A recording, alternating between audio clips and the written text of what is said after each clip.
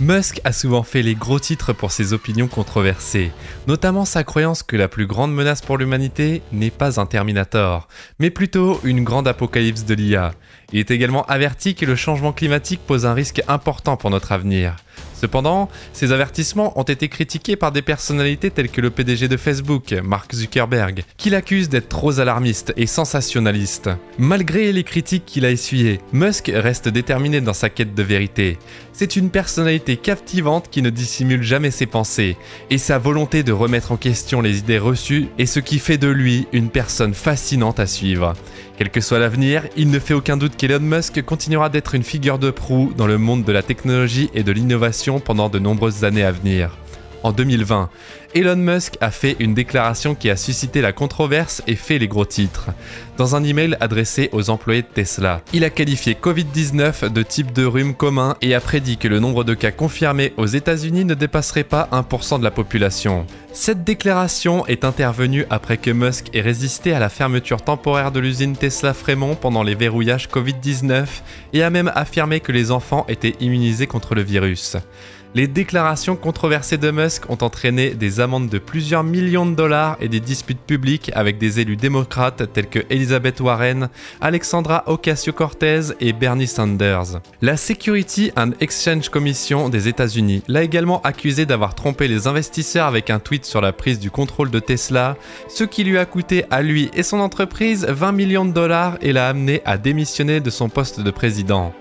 Malgré sa personnalité controversée, les réalisations de Musk dans les domaines de la science et de la technologie ne peuvent être niées. Il a joué un rôle crucial dans la transition mondiale vers une économie à zéro émission de CO2 et s'apprête maintenant à faire une annonce qui changera tout pour l'humanité.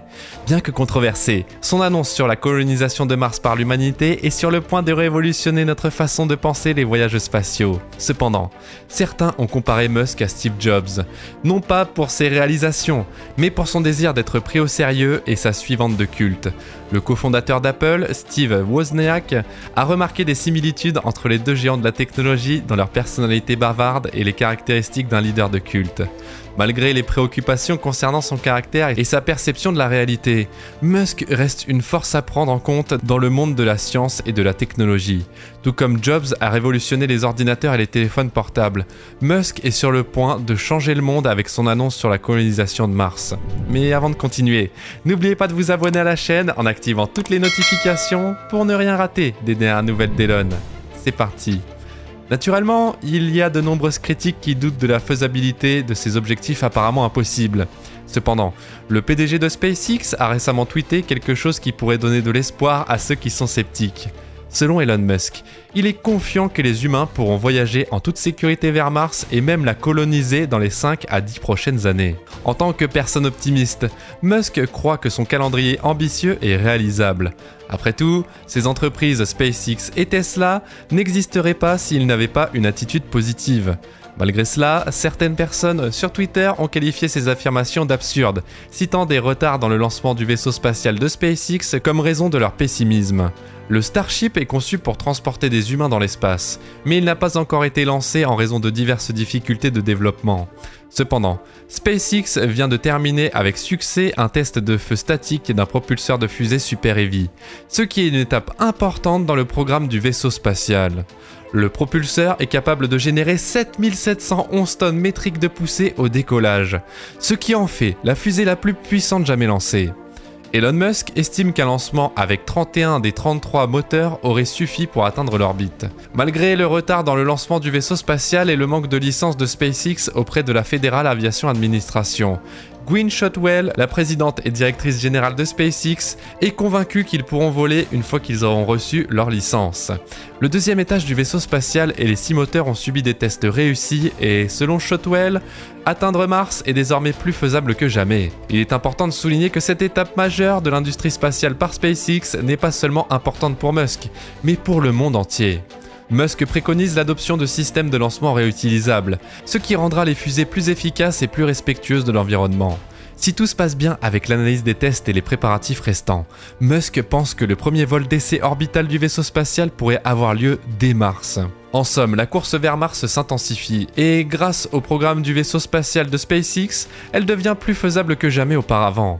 Malgré les critiques, Elon Musk reste optimiste, et avec le récent test réussi du propulseur de fusée super lourd, ses objectifs ne sont peut-être pas si absurdes après tout. Le New Shepard de Blue Origin et le Falcon 9 de SpaceX figurent parmi les fusées réutilisables pionnières de l'industrie aérospatiale. Récemment, la NASA a annoncé son financement pour SpaceX afin de fabriquer un vaisseau spatial pour les missions Artemis 3 et 4. Destiné à transporter du personnel sur la surface lunaire plus tard dans la décennie. La conception de ce vaisseau spatial est unique, car il est plus grand que la Statue de la Liberté et présente de nouveaux défis dans l'exploration spatiale. La tentative de lancement de l'Union soviétique en 1969, qui avait vu l'allumage de 30 moteurs simultanément, avait échoué misérablement, et la fusée N1 avait été annulée après avoir échoué sur ses 4 vols. En revanche, le vaisseau spatial de SpaceX dispose de 31 moteurs qui peuvent être allumés simultanément, peut transporter jusqu'à 150 tonnes en orbite terrestre et a une masse maximale de 250 tonnes. Les 2 corps à 2 étages de la fusée sont en acier inoxydable et lui confèrent une construction solide pour l'entrée dans l'atmosphère. Le premier étage de la fusée est extrêmement lourd, tandis que le deuxième étage est un vaisseau spatial. Le moteur Raptor, qui est le premier moteur de fusée à combustion en flux total jamais volé, alimente le système de lancement de la navette spatiale. L'une des raisons pour lesquelles le méthane a été choisi pour le moteur Raptor est son faible coût et le fait qu'il peut être produit sur Mars en utilisant la réaction de Sabatier avec du dioxyde de carbone et de l'hydrogène. Le méthane produit également moins de suie que les autres hydrocarbures, ce qui en fait une option plus respectueuse de l'environnement. Le vaisseau spatial révolutionnera les missions spatiales au-delà de la Lune et de Mars, en permettant de lancer des satellites plus rapidement et plus loin que les véhicules Falcon actuels. Il permet également la création de télescopes spatiaux géants encore plus grands que le télescope James Webb.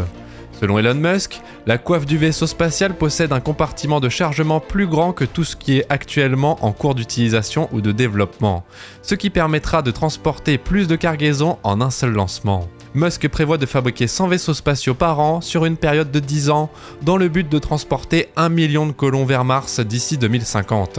Le premier lancement orbital du vaisseau spatial est destiné à ouvrir la voie à l'exploration des planètes habitables les plus proches de la Terre par l'humanité.